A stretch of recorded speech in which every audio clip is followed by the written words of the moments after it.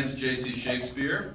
I'm an LPC. I work with a lot of teenagers and parents in Austin. I have a part-time job at St. Ignatius and also have a part-time practice. I also have a very interesting history with Richard Linklater. I was fortunate enough in 1999, this was way before I was a therapist or even a teacher or much of anything professionally. I did stand-up comedy and I did some acting. And in 1999, I was fortunate enough to be cast in Richard Linklater's movie Waking Life. I had about a 90-second monologue of a character who was later called Self-Destructive Man. And if you've ever seen the movie, I'm the guy that does sort of a nihilistic rant about having no real political choice and then pours gasoline all over myself and lights myself on fire. So that was kind of cool back in 1999 when I did that. Years later, I became a therapist. I started teaching English in 2002, started doing therapy, graduated from Texas State in 2008. And the really cool thing was in 2010, 60 Minutes did a piece on Jared Loughner, and they talked about how Jared Loughner, the guy who shot Congressman Gabby Giffords in Arizona, was a big nihilist, nothing means anything, that's why it's okay to go shoot people. They did a special on him, and it turned out he was obsessed with the movie Waking Life, and during the 60 Minute segment on him, they showed my part from the movie Waking Life. So as a therapist working with teenagers, I felt kind of uncomfortable with that, and I ended up writing a piece in the Austin American-Statesman about my experience, and I was just beginning sort of my private practice at that time, and what happened was my phone started ringing off the hook, and I got calls from people who were like trying to parent 15-year-old versions of what I was like when I was 15.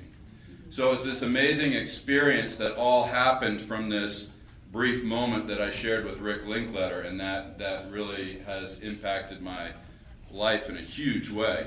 I think the thing that I would say about Richard Linklater as a director is he has two qualities that I find amazing and that are very important to the work that you and I do.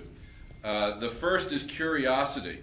He's deeply curious about the human experience, the types of emotions that people feel, what those emotions cause them to do, and he's curious.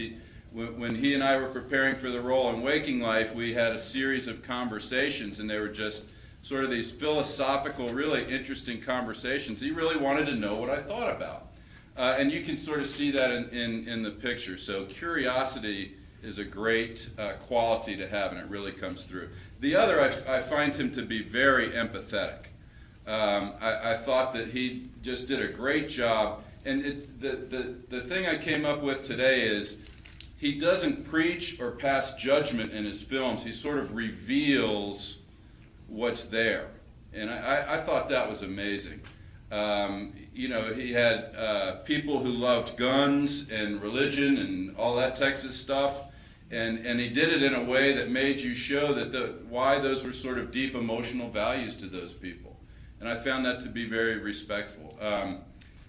I thought back to my Texas State days. I had a professor named Mike Carnes. I don't know if anybody in here knew Mike Carnes yet. He said two things in my master's program that are probably about the only two things I really remember.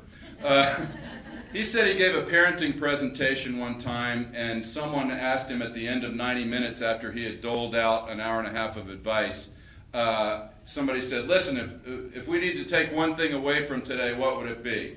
And he goes, if your kids know beyond the shadow of a doubt that you absolutely love them and are crazy in love with them, you can forget everything else that I just said. And I thought that everything that the parents went through in this movie, that was sort of for me, the thread that ran through the whole thing. There's no way either Mason or Samantha, I think was the girl's name, no way either of them had a doubt in their mind that mother loved them, and even the father, as out of the picture as he was. And I thought that was great. And the other thing Mike Carnes said was the ultimate purpose of a family is to disintegrate gracefully.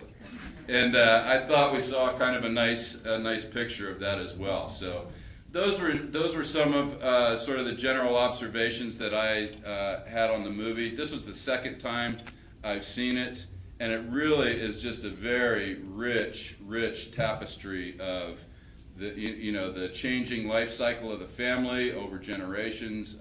Really fantastic stuff. So at this point, I'm really interested to hear what you guys thought, and if you had any observations or questions for us to talk about.